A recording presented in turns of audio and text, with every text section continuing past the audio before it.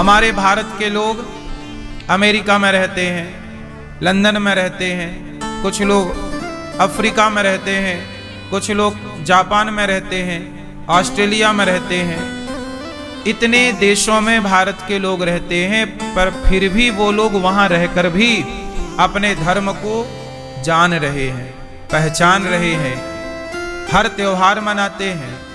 आप लोगों से ज्यादा भारत में रहने वाले सनातनियों से ज्यादा जो विदेशों में सनातनी रह रहे हैं वो ज्यादा गीता पढ़ रहे हैं, ज्यादा रामायण पढ़ रहे हैं, ज्यादा धार्मिक हैं। क्यों? वो ज्यादा धर्म का पालन कर रहे हैं, विदेशों में रह रहे हैं, अन्य मजहब पंथ के लोगों के साथ रह रहे हैं, फिर भी उन्होंने अपना धर्म पकड़ रखा है। क्यों? क्योंकि धर्म का ज्ञान है। जिन्हें धर्म का ज्ञान है वो अमेरिका में रह के भी सनातनी ही रहेगा, और जिसे धर्म का ज्ञान नहीं है वो भारत में रहकर भी धर्मांतरण कर सकता है, क्योंकि धर्म का नॉलेज नहीं है। धर्म परिवर्तन कर सकता है। इसलिए धर्म का ज्ञान होना बहुत जरूरी है। आपके बच्चे सनातनी ही रहें, इसके लिए आपको अपने बच्चों को भागवत सुनवाना चाहिए। 7 दिन टाइम निकाल लीजिए, पूरी जिंदगी के लिए बहुत सारे सूत्र 7 दिन में मिल जाएंगे, और सत्संग कंटिन्यू करते रहें, थोड़ा थोड़ा थोड़ा, और अच्छी बात है। हम सनातनी अपने धर्म को लेकर के मजबूत बने।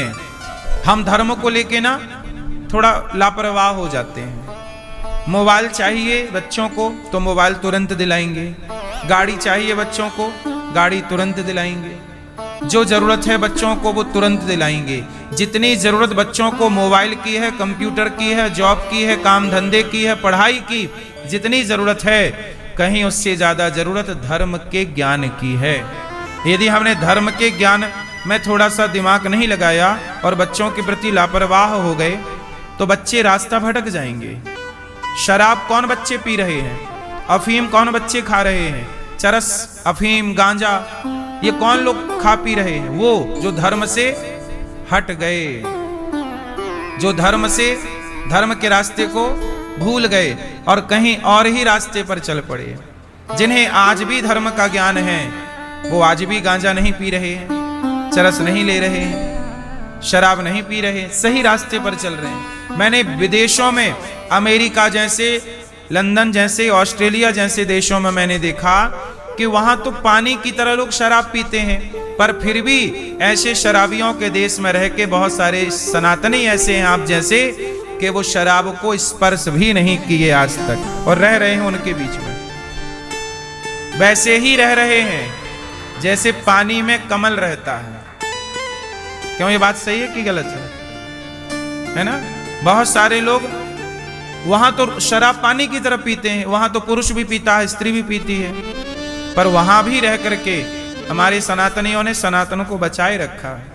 मांसाहारी देश है वो, पर वहां भी रह करके बहुत सारे लोगों ने आज तक मांस का स्पर्श तक नहीं किया। बहुत सारे सनातनी ऐसे हैं। क्यों भैया? सही है ना?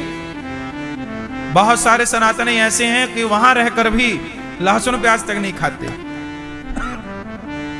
अब बताइए, ये ऐसे में धर्म बचता है कि हम रहें गलत लोगों के साथ पर रहें सही।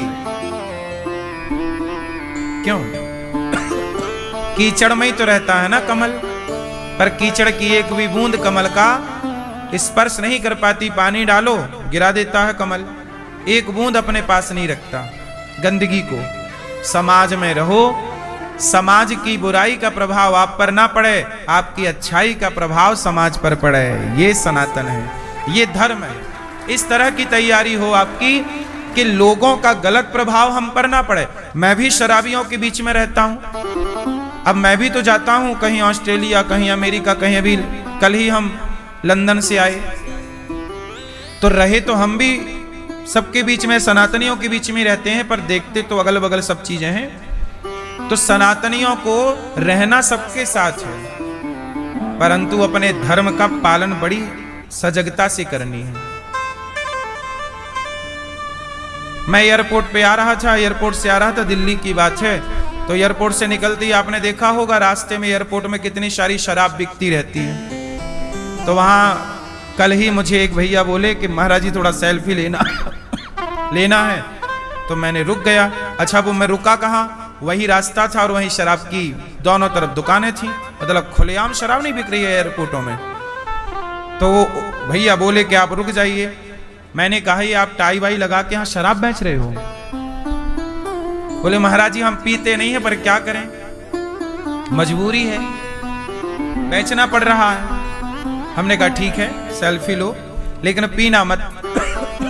बहुत लोग ऐसे हैं जो शराब बेचते हैं पर शराब पीते नहीं। क्यों, ये बात सही है कि गलत है? बहुत लोग ऐसे हैं जो शराब बनाने की फैक्ट्री है उनकी खुद की, पर वो शराब को हाथ नहीं लगाते। ऐसे भी लोग हमने देखे हैं। कुल मिलाकर हम आपसे ये कहना चाहते हैं कि विभीषण जी कहां रहते थे? आप तो अमेरिका में रहते हो, जहां अमेरिका में फिर भी कुछ मंदिर हैं, कुछ पूजा है, कुछ पाठ है, वहां कोई रोक नहीं सकता आपको कीर्तन करने में। मन में घर के अंदर आप कीर्तन भजन करिए। लेकिन विभीषण जी तो ऐसी लंका में रहते थे कि जहां राम राम कोई बोल देता तो रावण उसको मार देता था। विभीषण कहां रहते थे? लंका में। और लंका कैसी थी? रावण की नगरी। वहां कोई राम बोल देना तो रावण उसे मार देता। कोई भक्ति नहीं करना, कोई पूजा नहीं करना, कोई आरती नहीं, कोई हवन नहीं, कोई यज्ञ नहीं, कुछ नहीं कर सकते आप। रावण का ऐसा राज्य था। लेकिन उस रावण की लंका में भी चुपके चुपके भजन किया कि नहीं विभीषण जी ने? और रावण की बुराई का एक प्रभाव विभीषण पर नहीं पड़ा। रावण कितना बुरा था। रावण औरतों को चुरा चुरा के ले आता, स्त्रियों को चुरा चुरा के ले आता। उसी लंका में विभीषण थे, उसी लंका की रोटी विभीषण खाते थे। क्या विभीषण का मन नहीं हुआ होगा कि एकाध मैं भी चुरा लूं? पर नहीं, किसी भी स्त्री की ओर विभीषण ने आंख उठाकर नहीं देखा। रहे उसी लंका में, खाए उसी रावण की रोटियों को, लेकिन वहां रह के भी ऐसा भजन किया कि लंका में विभीषण की कुटिया में हनुमान जी दर्शन देने पहुंच गए। और अब मोहि भाव भरोस हनुमंता, विभीषण जी कह रहे हैं कि हे हनुमान जी, आपके दर्शन करने से भरोसा हो गया कि लंका में हनुमान जी जैसे संत का दर्शन हो सकता है, तो अब मुझे प्रभु राम का भी दर्शन होगा। क्योंकि बिनु हरि कृपा मिलहि नहीं संता। यदि संत मिले हैं तो भगवान भी जरूर मिलेंगे। जिनको भगवान मिलने होते हैं उनको संत मिल जाते हैं। ध्रुव जी को भगवान मिलने वाले थे तो नारद जी जैसे संत मिल गए। प्रहलाद जी को भगवान मिलने वाले थे तो नारद जी जैसे संत मिल गए। मीराबाई को भगवान मिलने वाले थे तो रैदास जी जैसे संत मिल गए। कोई भी इतिहास उठाइएगा, जिसको भगवान मिलने वाले होंगे उसे पहले भगवान कोई संत से मिलवाएंगे। संत कृपा से भगवंत कृपा होगी। अब मोहि भाव भरोस हनुमंता, बिनु हरि कृपा मिलहि नहीं संता। हे हनुमान जी, इस भरी लंका में पापियों के बीच में आप, हनुमान जी गए ना सीता माँ की खोज करने, तो सीता माँ की खोज करते करते हनुमान जी कहां पहुंच गए? विभीषण की कुटिया में। और विभीषण लंका में रहते, पर जागते कितने बजे? 4 बजे। 4 बजे जागते और जागते क्या बोलते? राम राम ते ही सुमिरन कीन्हा, हृदय हरस कपि सज्जन चीन्हा। जागते ही राम राम मुंह से निकला, राम राम। इसलिए जागो तो राम राम बोलो, सो तो राम राम कृष्ण कृष्ण जपते जपते सो जाओ। भगवान का चिंतन करते सोएंगे तो सपने में भगवान का दर्शन पाएंगे। विभीषण जी राम राम कह के जागे, और जब जागे तो हनुमान जी बोले कि ये कोई संत हैं, अब मुझे इनसे दोस्ती कर लेना चाहिए। हनुमान जी ने कहा, विभीषण बोले आप कौन? बोले मैं राम का दास हूं। पूरी कथा। तब हनुमंत कही सब राम कथा निज नाम। विभीषण जी ने कहा कि मैं लंका का राक्षस हूं, मेरा भाई राक्षस है, सीता माँ को चुरा लाया है, क्या राम मुझ पापी पर दया करेंगे? तब हनुमान जी बोले कि विभीषण जी, प्रात ले ये जो नाम हमारा, ते दिन ताहि न मिले हारा। असमय अधम सखा सुनु, मोहू पर रघुवीर, कीन्ही कृपा सुमिरी गुण, भरे विलोचन नीर। हनुमान जी बोले, हे विभीषण, मुझ जैसे तुच्छ बंदर पर, इंसानों की तो छोड़ दो, मुझ जैसे बंदर पर राम कृपा करते हैं, तो आप ब्राह्मण हो, आप तो राम राम जपने वाले हो, कि आप पर वो दयालु कृपा नहीं करेंगे? मुझ जैसे बंदर पर कृपा करते। असमय अधम सखा सुन। हनुमान जी अपने को क्या बोल रहे हैं? अधम। मोहू पर रघुवीर, मेरे पर भी रघुवीर ने कृपा की, आप पर कृपा नहीं करेंगे? जरूर कृपा करेंगे। इसलिए मेरी मां, भगवान बड़े दयालु हैं। इसलिए कहा करता हूं कि सत्संग करना सीखिए, बच्चों को धर्म से जोड़िए। धर्म से जुड़े रहेंगे तो कहीं भी रहें आपके बच्चे, उनके बच्चे भी धर्मवान होंगे। और धर्म भूल गए तो शराब पी के, चरस पी के, नशा करके पड़े हैं किसी चौराहे में, किसी गंदी नाली में, क्या अस्तित्व है? नशा करके सनातन को भूल जाओगे तो पाओगे क्या? इसलिए कहीं भी रहो, सनातनी ही बन करके रहो। मत भूलो अपने धर्म को, अपनी संस्कृति को, अपने संस्कारों को। और ये तब संभव है जब माँ बाप जागरूक हो जाएंगे और बच्चों को भागवत सुनवाएंगे। सच्चिदानंद रूपाय विश्वोत्पत्त्यादि हेतवे तापत्रय विनाशाय श्री कृष्णाय वयं नमः। आदमी चाहे तो सब कुछ कर सकता है। 0 नंबर लाने वाला 100 नंबर ला सकता है। कुछ ना करने वाला सब कुछ कर सकता है। आप किसी को ये नहीं कह सकते कि ये बच्चा गधा है, ये कुछ नहीं कर सकता। हर बच्चा सब कुछ कर सकता है। बस उस बच्चे को सही मार्गदर्शक की जरूरत है। अच्छा ये बताओ, महाभारत किसने लड़ा? उत्तर दो मेरी मां। किसने लड़ा? अर्जुन ने। अर्जुन लड़े और जीते भी। बोलो हाँ, बोलो हाँ कि ना? अर्जुन लड़े और जीते भी, परंतु अर्जुन लड़े किसकी बदौलत? कृष्ण की बदौलत।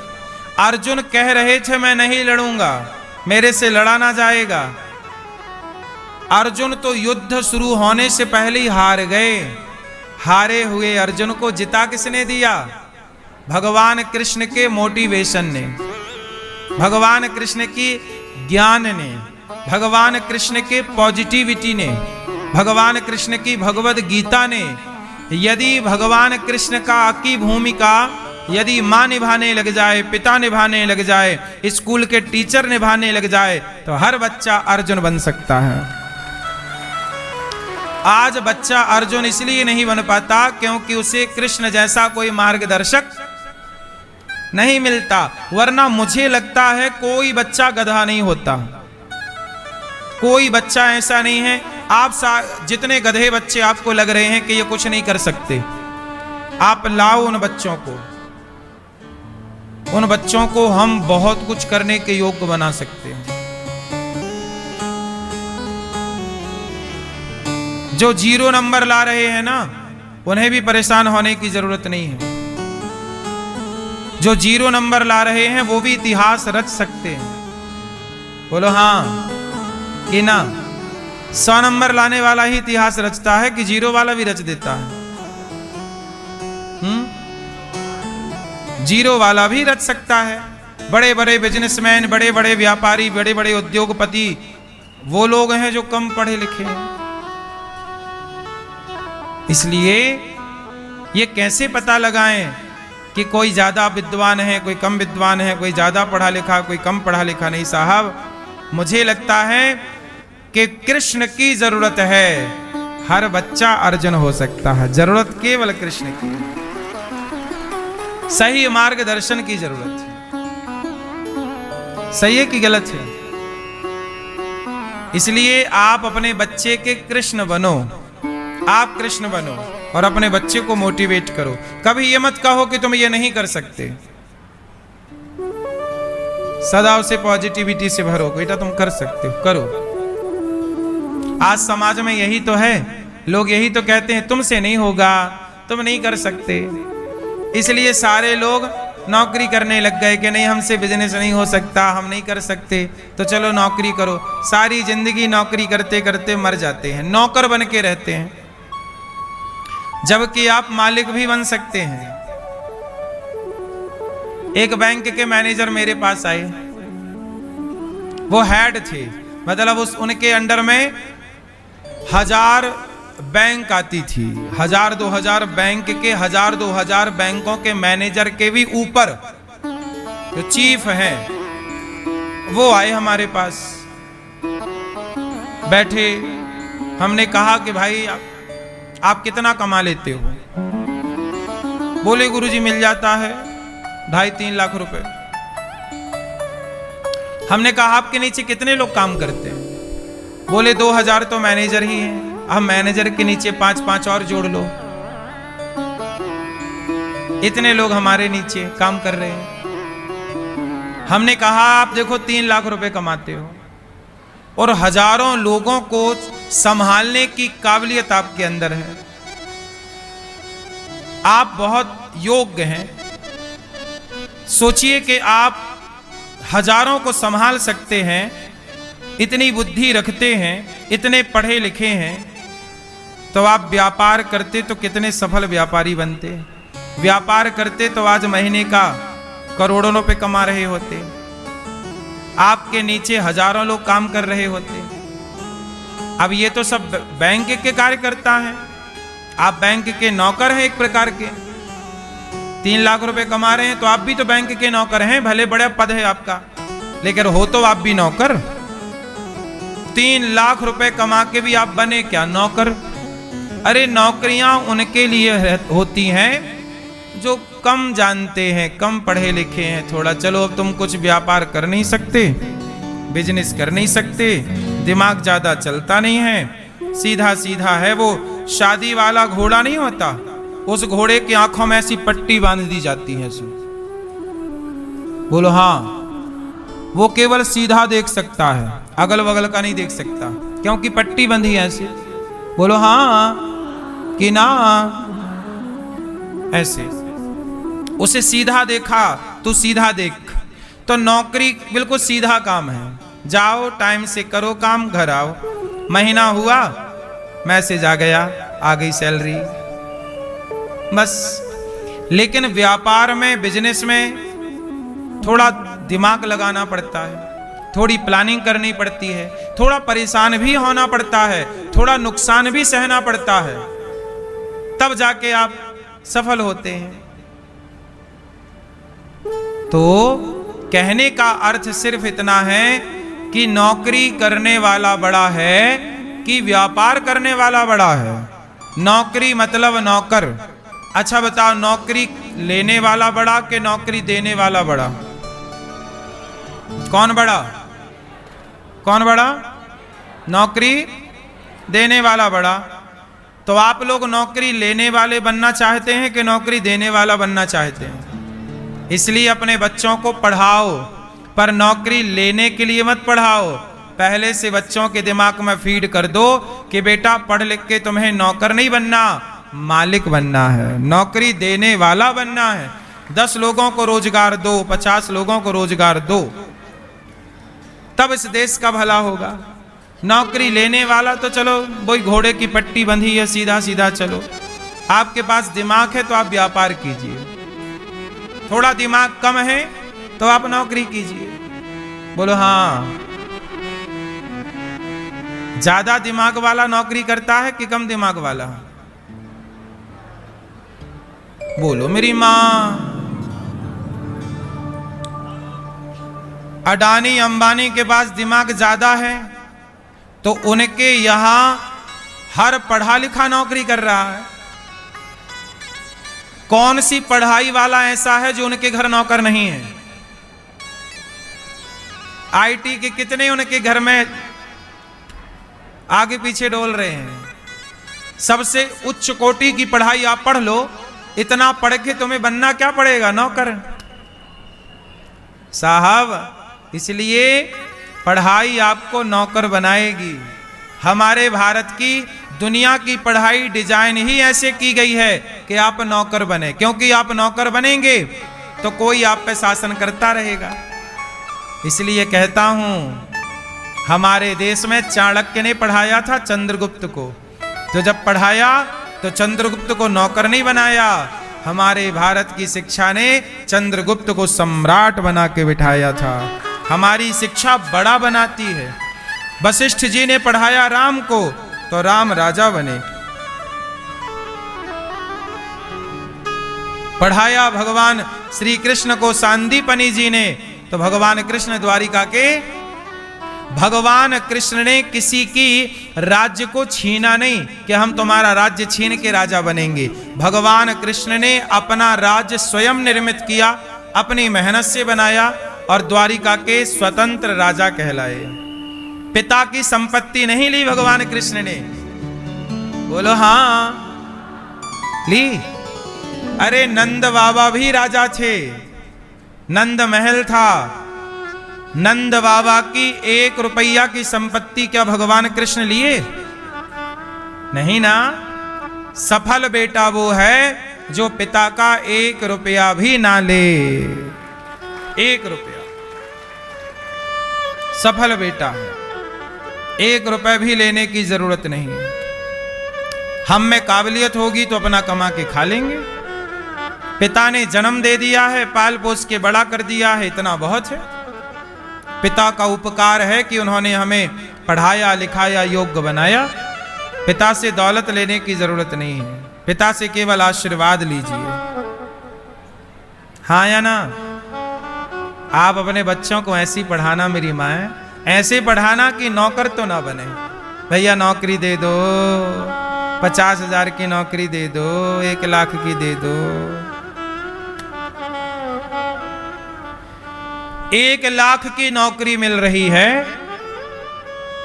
और आप छोटा सा व्यापार कर रहे हैं, उससे आप 50,000 कमा रहे हैं। नौकरी करोगे तो 1 लाख कमाओगे।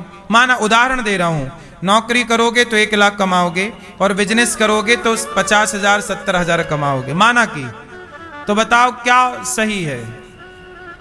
नौकरी करके 1 लाख मिल रहा है और व्यापार करके 70,000 मिल रहा है, 50,000 मिल रहा महीने का, क्या सही है? बोलो बोलो। 1 लाख वाली नौकरी, 1 लाख तो मिलेगा पर तुम गुलाम हो गए। वो जब छुट्टी देना चाहेगा छुट्टी देगा, छुट्टी देना नहीं चाहेगा नहीं देगा। अरे 70,000 कमाओ, कम से कम अपने मालिक के राजा तो, अपने मन के राजा तो रहोगे कि चलो जब चाहे हम जाएं, हमारे ऊपर कोई दबाव नहीं है। थोड़ा बड़ा सोचिए, अच्छा सोचिए।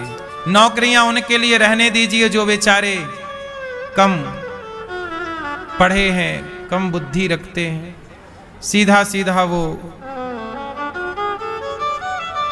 विचारधारा है। क्योंकि मेरी मां, व्यापार में बुद्धि तो लगेगी, दिमाग तो खर्च होगा। अब दिमाग खर्च उन्हीं का होगा जिनके पास दिमाग है ही नहीं, तो खर्च क्या करोगे? सही है कि गलत है आप बताओ। तो अपने बच्चों को क्या बनाओगे? जोर से, नौकरियां नौकरियां नौकरियां देने। सही है ना बेटा? नौकरी लेने वाला बड़ा कि देने वाला? कौन बड़ा? हाँ, आपको भी नौकरी देना है। 50 लोगों को दो, 100 लोगों को नौकरियां दो, है ना मैया? आप नौकरी देती हो कि करती हो नौकरी? नहीं करती हो। हाँ, मैया भी मन की राजा है, नहीं करती मैं नौकरी वोकरी।